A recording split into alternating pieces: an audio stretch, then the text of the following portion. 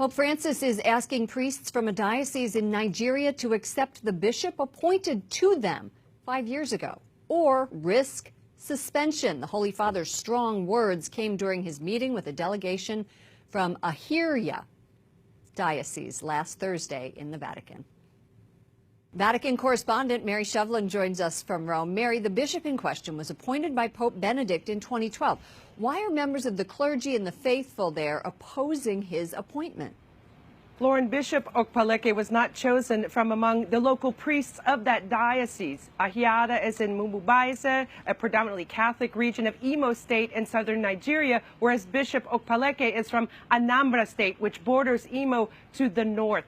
So they sent a petition in 2012 when the bishop was appointed on behalf of the coalition of these Igbo Catholics, and they said that no priest from Baise origin is a bishop today is, quote, mind-boggling. The petition that they sent to Benedict said, citing that they had more priests per capita in that diocese than any other diocese in Nigeria, and in their opinion, they could have found somebody from that pool of priests qualified to lead the diocese instead of bringing in an outsider, in their opinion. How is Pope Francis proposing to solve the crisis? Lauren, during the audience, the Pope requested simply that the diocese receive Bishop Okpaleke, and Pope Francis asked that every priest in the diocese, whether he resides there, works elsewhere, even priests that are from that diocese who work abroad, he wants them to write a letter of apology personally to Pope Francis, asking for forgiveness for their disobedience, for not letting the bishop carry out his work.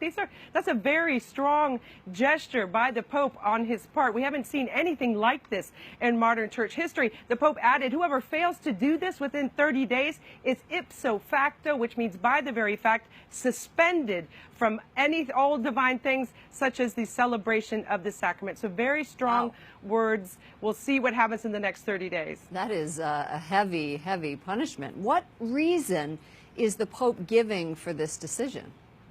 Because, as he said, Lauren, quote, the people of God are scandalized. And he reminded us that Jesus said, whoever causes scandal must suffer the consequences.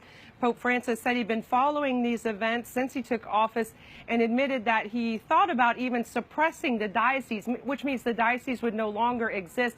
But he later decided that the church is a mother and cannot abandon her many children. So Pope Francis obviously thinking of the faithful there. So he decided not to repress the diocese, but asked for this letter of apology, and hopefully they can move forward towards reconciliation. Sounds like the Pope is using a big stick in this instance. Mary Shovlin, EWTN News Nightly Vatican correspondent. Thank you, Mary. Thank you, Lauren.